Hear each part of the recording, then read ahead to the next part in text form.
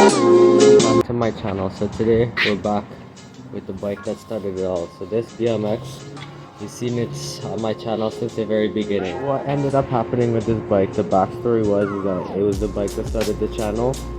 I did a lot of stuff, painted it multiple times, and then it got hit by a car. And that frame, at that time, I said that it was too much work. So I had other bikes to work on. So what I ended up doing was swapping all the parts to another bike, another frame. After riding that around for a little bit, it didn't feel the same way. So I decided to swap everything back together, fix the frame. It's not fully fixed, but it's mostly there. It still rides a little weird. The main thing with this right now is that there's no paint. That's pretty bad, and that we're in the winter right now, so the whole bike is turning rusty, but it rides okay. I had to change the fork, I had to change the cup. I put on the rims that were on it before, except this is a new one rim because the coaster brake on the other one wasn't that good. The seat is still the same. Something eat the seat. Like this thing right here. I put on some foam grips. The handlebar, the other one's bent, so we don't have it no more. We have this one. This is a Mongoose. This is the original to the bike when I first had it. You can see it in the old pictures. This is a new neck in GT though. The GT neck, the Mongoose one is broken in half from the car.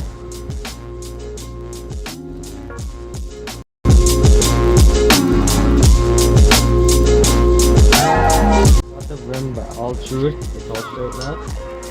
Let's tighten this back up and then we're gonna install the brake.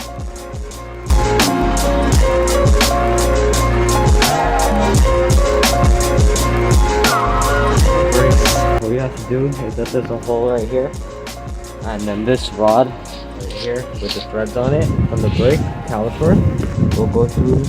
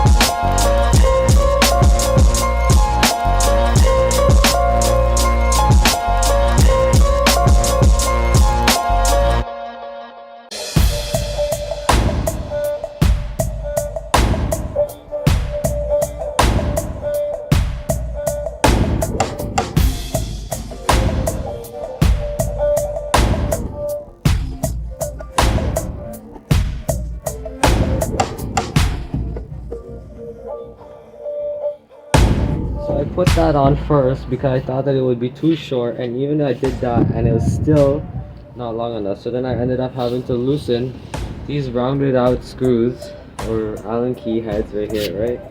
To put this on, and then I had to pull back up the handle, and I can't put it up to here because the cable's too short, but whatever.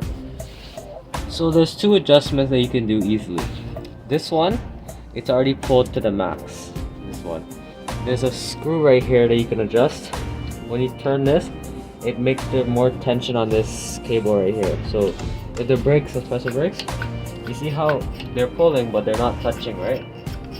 So you want to tighten this in, and you tighten this in, you can see that's getting closer as I tighten it in. So now when we press it, now it touches. And then there's this one. This is the barrel adjuster. This one, it works sometimes depending on how good your lever is. Mine, I don't think it works. This adjustment right here is the one that works on mine. And I think that's about good. And you always want the brakes to spring back. If it's not springing back, there's something wrong with the housing. There's rust or the cable's rusty. But it's working good. And you want to make sure that you're not running brake pads that are worn down to nothing. So this one, we got a little bit left, so I think we're good. And we're gonna test it out. I'm gonna flip the bike over and we'll spin the wheel.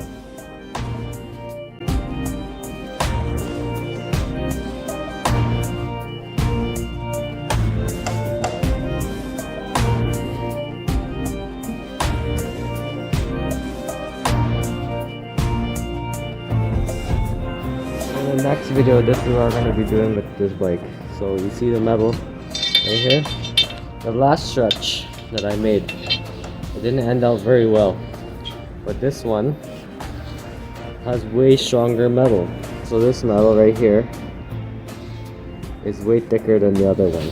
We've used box tubing, and I've used another metal that looks similar to this one, but it was thin. The tubing ended up cracking and breaking.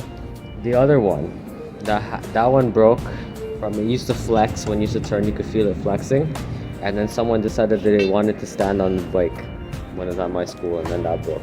So this time we're building it with a better frame, with better metal and a better gear ratio, because I don't know if you noticed, if you watched those videos, that bike never drifted properly.